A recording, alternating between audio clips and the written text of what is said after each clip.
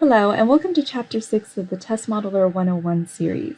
In this chapter, we'll cover how to use subflows, and in this first module, we'll go over how to create reusable processes. Subflows allow you to build master models by connecting existing models together, and models of subprocesses become reusable, so you don't have to remake the same components, such as for a login page.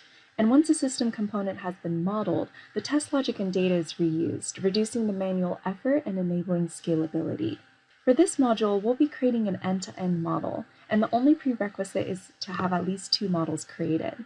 The first step will be to create a new master model, the second is to import your models in as subflows, and the third will be to link the endpoints together. So here we are inside of our master model, and we can begin importing in our subflow. For today's example, we'll be importing in a total of 4 models that represent an end-to-end scenario for an e-commerce website. The first model we'll be importing in is to register for an account. The second is to log in into that account. The third is to add an item. And lastly, we have a shopping cart model. So the first thing we'll want to do is to import in our first model as a subflow. So we'll click and drag a subflow task block. And that will open up a window where we could choose the model we want to import. So let's go ahead and find our register for a new account model. And once you have your model selected, we'll click import. And we'll see that it's now embedded as part of our master model. We'll link up our start node to that subflow. And next, let's import in our login model.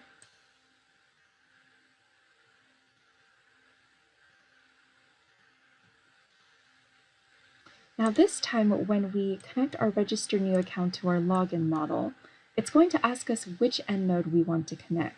So in this case, we're modeling out the happy path, so we only want the authenticated state. So let's go ahead and click Create an Account and press Save. And now that edge has been created. At the end, we'll go ahead and connect all of our unauthenticated states to our master error end node. The next step will be to import in another subflow, this time for the add jacket process.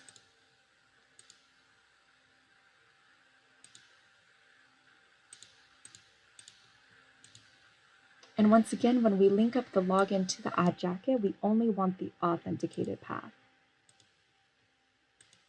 And finally, let's do our last import, which is for our shopping cart.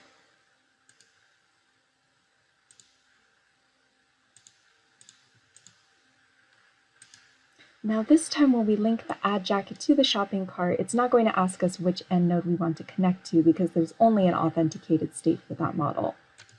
And finally, let's link up our shopping cart to our authenticated master node, which means that we now have our happy path modeled out.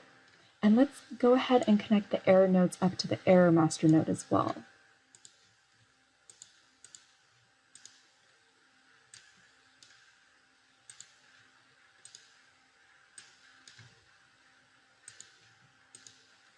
So now we have our master model created, and we've generated some test cases that run through the entire system.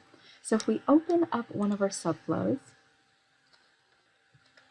and zoom out, we can see that our pathways are going through each of the subflows themselves, creating a test case for your end-to-end system.